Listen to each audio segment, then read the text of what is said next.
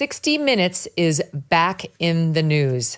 Amazingly, they still won't release the transcript of their interview with Kamala Harris. This is bizarre. This is getting truly bizarre to me that they're holding on to this thing like it's the Holy Grail and we're not allowed to see it. They come out with a statement now, because just to refresh the readers, I know they know, but for those who have forgotten, because you're living your lives and not obsessing about this stuff like we are. Kamala Harris went on 60 Minutes. Kamala Harris gave this word salad answer in response to questioning over Israel and Netanyahu.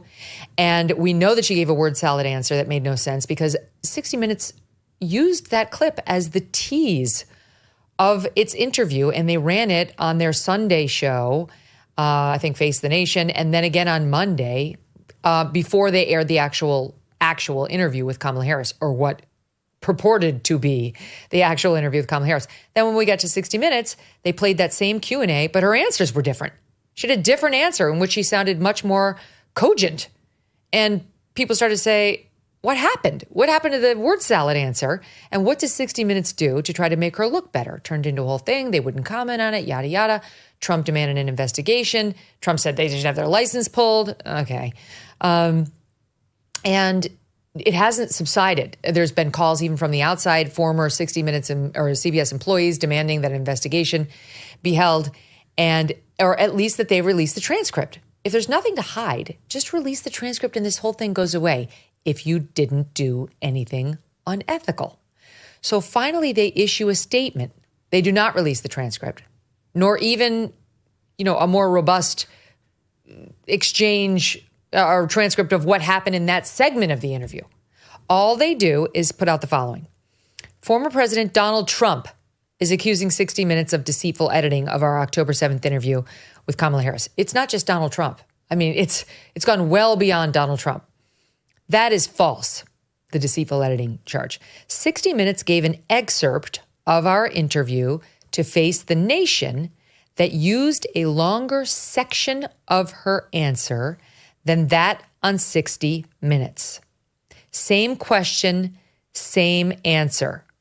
So they want us to take their word for the fact that the super short phrase that was used in the actual interview did come from the same answer as the word salad did.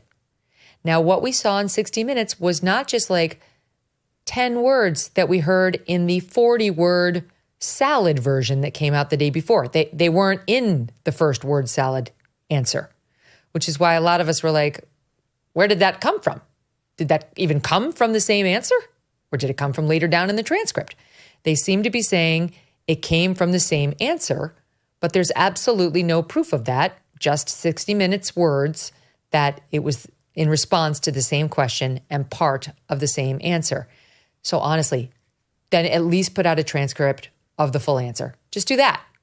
At a minimum, just do that. Put out a transcript of the full answer so we can see where you pulled from. And how much more was there, by the way? Was there a whole bunch more? How much did you do to cover up for her and make her sound more cogent, again, than she was? So they say same question, same answer, but a different portion of the response. When we edit any interview, whether a politician, athlete, a movie star, we strive to be clear, accurate, and on point. The portion of her answer on 60 was more succinct, which allows time for other subjects in a wide-ranging 21-minute-long segment. Then, amazingly, they go back to this. Remember, Mr. Trump pulled out of his interview with 60 Minutes and the vice president participated. Our long-standing invitation to former President Trump remains open. If he would like to discuss the issues facing the nation and the Harris interview, we would be happy to have him on 60 Minutes. Just in case you had any doubt, Emily, of their hackery, they begin and end with Donald Trump. Trump is the one making the accusation. No, it's most of the nation at this point who sees what you did, at least the right half. And it ends with, he's the one who pulled out of his interview. And if he has something he wants to say, he can say it to our face. That's really what they did here. What do you make of it? Well, yeah, and remember 60 Minutes. The reason Donald Trump pulled out of the interview is because of how terrible of a job you have done through his argument, that's the crucial part of this. He didn't just pull out of the interview. He's making an argument himself that they have done a horrible job covering his career, covering his politics since 2016, since that Leslie Stahl hatchet job. Like Donald Trump, it's not just coming out of absolutely nowhere. They've been more favorable to Kamala Harris than they have to Donald Trump. So if you're going to throw that jab, I mean, again, I think it makes them look bad. It makes them look bitter, and it makes them look like they're doubling down on something that most people would look at and say, all right, obviously there's a problem. We saw A, we saw B, and you're not letting us see the actual transcript itself. So we know that there's a discrepancy. You've already proven that. You've already proven one part that you aired is different than the spirit of another part that you aired. You've already proven that the editing is deceptive. So, because we know, we know one of the answers looked differently than the other answer. So we know that there was manipulation, period. And the only way to disprove this would be to release the transcript, and you won't do that. And I think maybe the bigger picture part of this is CBS, and I would say a lot of other dinosaurs of corporate media, but especially those broadcast networks, are not remotely prepared for this new era of news consumer.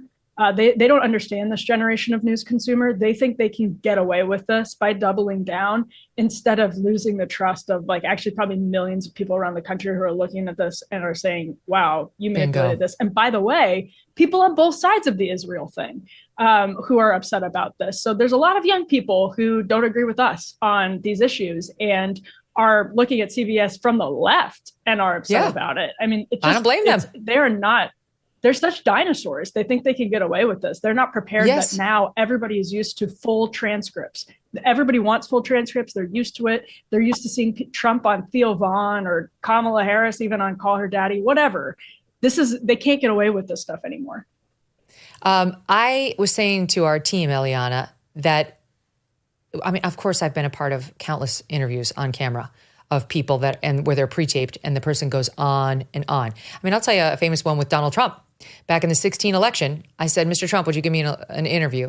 And he said, sure, but do me a favor. I don't want to be edited, because we had to pre-tape it. He couldn't do it when I was live on the air. And I said, no, I don't agree.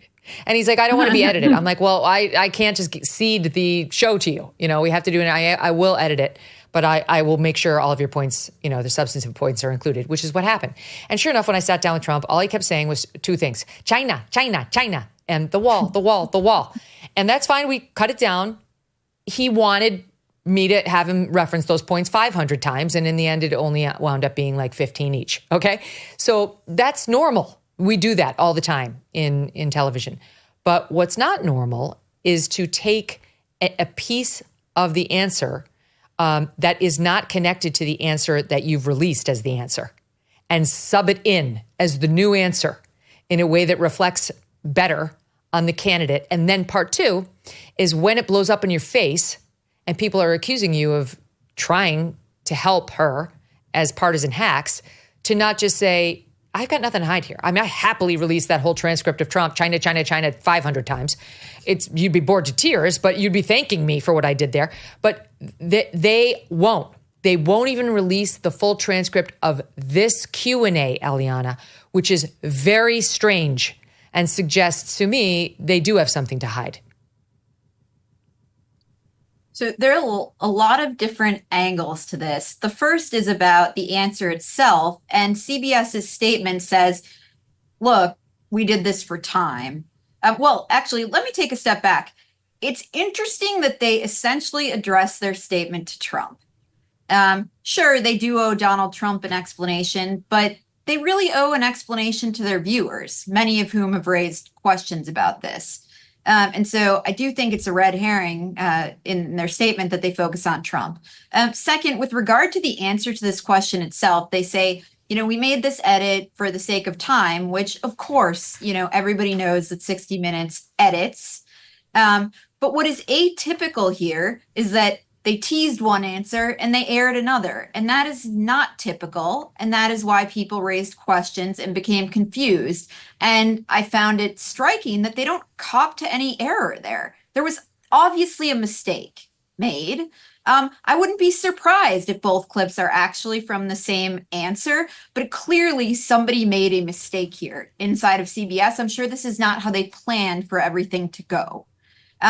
And then they end the statement by complaining that Trump didn't grant them an interview when he doesn't owe them anything. And that was really off key to me. He does not owe CBS News a sit down. They, in fact, owe people an explanation for the mistake that was made here. And I do think it's important to note that this is happening against the backdrop of another scandal that's playing out at CBS, which is that the network president and the head of news called morning news anchor Tony Dockapil on the carpet for his interview with Ta-Nehisi Coates. And then the largest shareholder of Paramount, which owns CBS News, Shari Redstone, said she sided with Tony Dockapil on this. And that has been a very public scandal playing out. And so something is not right with CBS, the leadership of CBS, to have these two highly public scandals playing out in the newspapers 2 weeks before a presidential election. Not good. Yeah, no, there's definitely something very sketchy going on at CBS. They're in the midst of some sort of crisis. And I don't know, I guess we can assume, if they say so, that the answer we got on 60 came from the actual answer to the question, but I'm not sure I'm ready to give them any benefit of the doubt.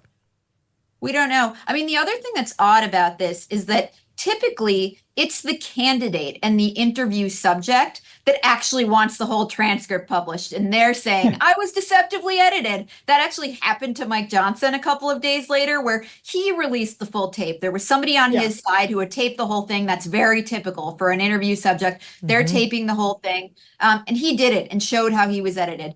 It's weird that there's not a peep from Harris's side. It's weird for CBS News and the Harris campaign to be taking the same position on this, which is hide the full transcript. It is bizarre to me they're not releasing the transcript. Of course. But it is atypical in these situations for the interview subject not to be the one upset by such a thing.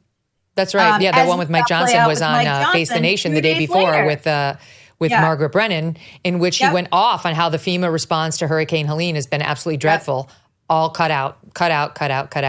I do want to show you something. So we went back to the tease clip that had been released to Face the Nation. And it's made news now because the long word salad answer on Netanyahu's not listening was removed and something more understandable was subbed in. But they also made an edit to the first question in the exchange. The first question, setting up the Israel problem, elicited a very long, rambling word salad answer too. And on that one, by the time it hit 60, they did use part of what aired on Face the Nation, but they cleaned that up too. They got rid of window dressing in front and I think of the back of it and made her sound once again cleaner. So I'm going to try to show this to you. Let's just start with the first question that was aired on Face the Nation. Okay, the question would wind up the same on 60 Minutes, but the answer would change. This one hasn't gotten that much attention, but I'm just showing you each time they cleaned it up, I think to make her look better. Here's the first question in the tease clip on Face the Nation. Does the U.S. have no sway over Prime Minister Netanyahu? The aid that we have given Israel allowed Israel to defend itself against 200 ballistic missiles that were just meant to attack the Israelis and the people of Israel. And when we think about the threat that Hamas, Hezbollah presents, Iran, I think that it is without any question our imperative to do what we can to allow Israel to defend itself against those kinds of attacks. Now, the work that we do diplomatically with the leadership of Israel is an ongoing pursuit around making clear our principles, which include the need for humanitarian aid, the need for this war to end, the need for a deal to be done, which would release the hostages and create a ceasefire. And we're not going to stop in terms of putting that pressure on Israel. Okay, so here's what's interesting about that, to the point that you were just making about how she's also got trouble on her left flank, right, with the pro-Palestinian people in Michigan.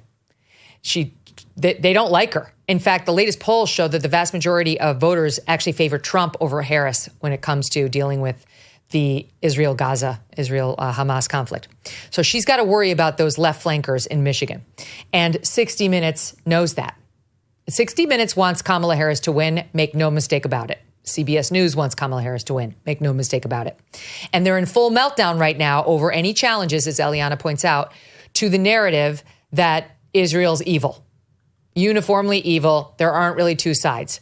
Tony Dokoupil tried to raise with Ta-Nehisi Coates the fact that Israel's got some real defenses to the claims that they're just genocidal maniacs, and they're still dealing with the full meltdown as a result of Tony doing that. Okay, so what did 60 Minutes cut out in the version that aired on its actual show? I'll read it to you. The aid that we've given Israel allowed Israel to defend itself against 200 ballistic missiles that were just meant to attack the Israelis and the people of Israel. And when we think about the threat that Hamas, Hezbollah presents Iran, I think that is, without any question, our imperative is to do what we can to allow Israel to defend itself against those kinds of attacks. All cut out from what aired on 60. What they aired was the work that we do diplomatically with the leadership of Israel is an ongoing pursuit around making clear our principles. Here, watch what she says. This is what made the dance in the real 60 Minutes piece. Does the U.S. have no sway over Prime Minister Netanyahu? The work that we do diplomatically with the leadership of Israel is an ongoing pursuit around making clear our principles. You can see they edited out a bunch of stuff and went with a shorter answer. And I would submit to you, Eliana, that it's probably not accidental, that what they cleaned up was stuff that was pretty pro Israel on the front half there, and then left it ambiguous so as not to offend either side. And then they do the follow-up in which they get rid of all the word salad, and we've played that difference time and time again. My point is simply release the transcript. What could it possibly hurt other than your reputation if you did something unethical, or hers if she sounds like an idiot? If you did nothing unethical and she sounds dumb, then there's no question that you need to release it, right? Like any journalist would say, it's not my job to make her sound smarter than she is. I feel like it's one of those two things. Either they look unethical or she looks dumb, or both.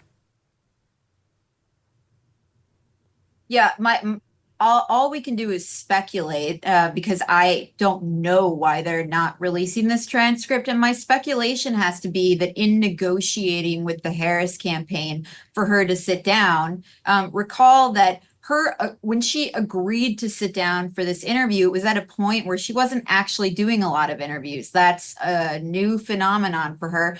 I have to imagine that part of the negotiation was that the network wouldn't release the transcript of the interview. That's just a guess. I don't know that.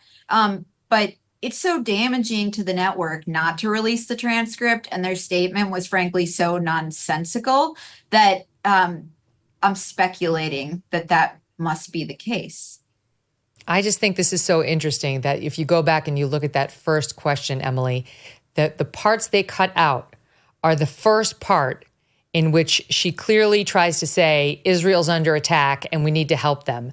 And then there's the middle anodyne indecipherable part.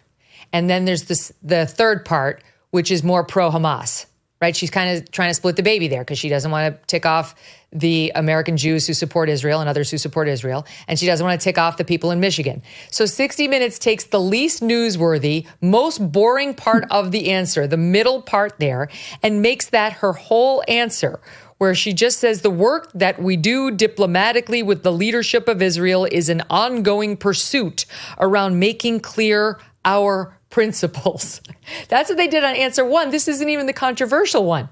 Then we get to the edit that they did where they cut out all the word salad. To me, it's just more evidence of how they want to help her. Imagine waking up one day to find out your home no longer belongs to you. That somewhere, someplace, somebody's stolen your property right out from under you. It sounds unthinkable, but it is a sad reality for some American homeowners, and it's a risk for anyone who owns property.